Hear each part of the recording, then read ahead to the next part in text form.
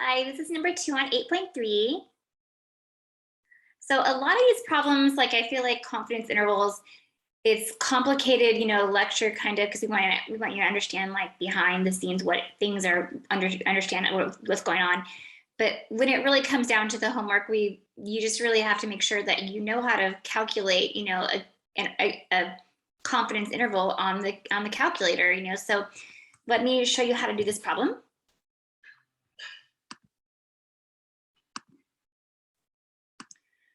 So it says out of 600 people sampled, 534 had children. Based on this, construct a 95% confidence interval for the true population portion of people with children. So in this particular problem, they give us the X value.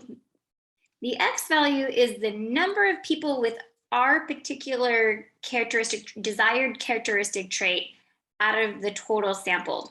So that's our X value. Sometimes for some problems you'll find in this homework, sometimes they give you the P hat, which is the proportion of people who had children in that sample. And sometimes they give you just the number of people that had children in that sample. So if they give you a number, then it's called the X value. If they give you the decimal, either in a percentage form or in a decimal form, and say so many of this proportion had children, then they're giving you the P hat sample proportion, and you need to, sometimes depending on whether you're using a TI-84 calculator or a CAS calculator, you may have to calculate the X value or the P hat to figure out to know how to put it into your calculator correctly. So the N value here is the 600. And then now, and the confidence level, those are the three things that we need to know to calculate this confidence interval. So it's kind of silly. I think they're just asking you these preliminary questions just to remind you that these requirements have to be met. But for the most part, where we wouldn't be able to do the second part of this problem unless both of those were met. So it's kind of silly, and mostly the answer to these are both yes. It says, is it safe to assume that N is less than 5% of all the children? So it depends on, are they talking about children of all the world? What is their population of interest? Children at this elementary school, or what they should be more accurate, and they should actually give us the number of total people in their population of interest, which they're not doing. So I would just say, for whenever they ask, is it safe to assume that N is less than 5% of the population, I would just say, yeah. Almost always this answer is yes. The only way it would be no is if they gave you the N, the number in the total population, it's a capital N. Then you would actually do this calculation. N is less than or equal to 0.05 of the large N. That's the large N is the total number in your population of interest. Then you do this calculation and make sure that 0.05 times capital N is actually bigger than the little n, which is our sample size 600.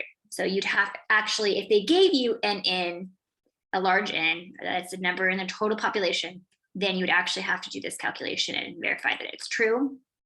But when they don't provide that in, we just say, we assume it's true. Okay. So this first part, we just say yes. And then with the second part, we actually have to calculate, we plug in for the N, and is always sample size. So out of 600 people sampled, right? So that's the N is 600. The P hat is something that we're not given here. So P hat is always equal to, it's the proportion in the sample that had your desired trait.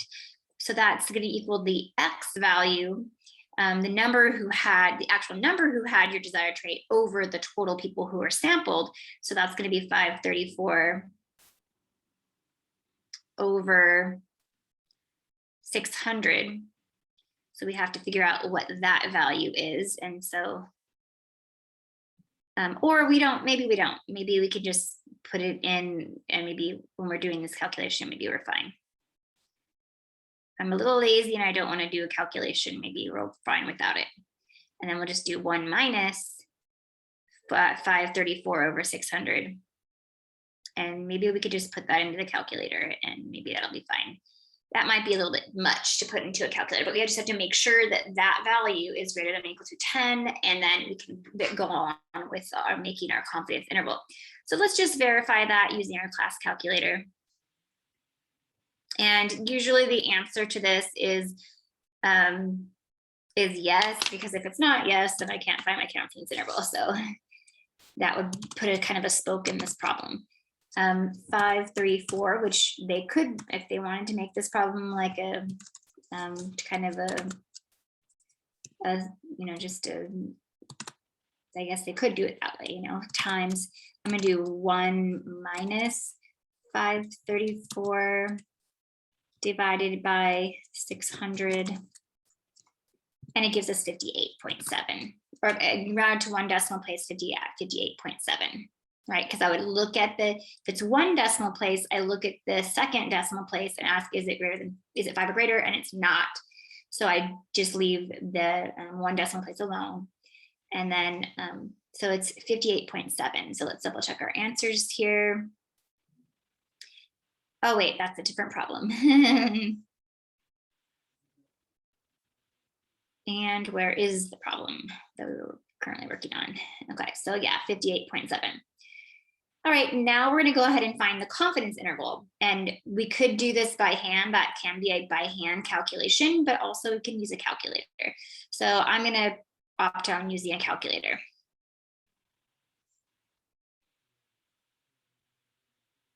And where did my, okay. So here's my class calculator. Now I'm going to go to, stats, tests, and then I'm going to go 1 prop z interval, int. And then now it actually is asking for, see how it's asking for the number of positive outcomes. That's the number of people who have children out of your total sample. And that was the 534. Some calculators, the TI-84 might actually ask for the p hat. I'm not sure what, and some of them ask for a degree of freedom, or they ask for a slightly different piece of information. So now they want the number in your sample, which is 600. And now they want the confidence level, C levels confidence level, which was 0.95, I believe. And we always put the confidence in not in a percent format, but in a decimal format when we do this. And then it automatically brings up not only does it bring up the confidence interval for me, this is my lower bound, 0.864. And my upper bound, 0.915. It does do the confidence interval for me, but it also gives me the margin of error. That's sometimes a question that they like to ask. And it also gives me the p hat. That was just the 534 divided by 600 number. So they actually give you kind of a lot of information, which is nice. So now we just have to think about how many decimal places they wanted us to round this number to. They said round here to 3 decimal places. So let me just go back and make sure. Let's go over how to round this to 3 decimal places. So this bottom lower bound is 0.8649.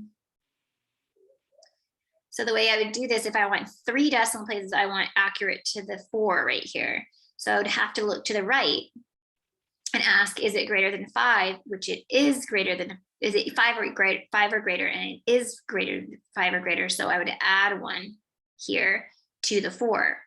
And then I add it, and then it becomes 5. And then all these numbers are the same, 6, 8. So it's 8.865 is our actual answer here. And then looking at the other one, rounded to 3 decimal places.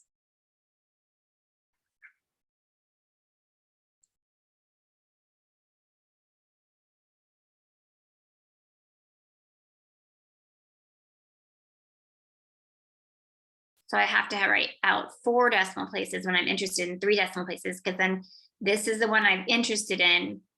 So I have to look to the right and ask, is it 5 or greater? And no, it's not. So I just would truncate it and just leave the number in the third decimal place alone. So it's just 0.915. So those are our two answers. This answer here is our lower bound. This answer here is our upper bound.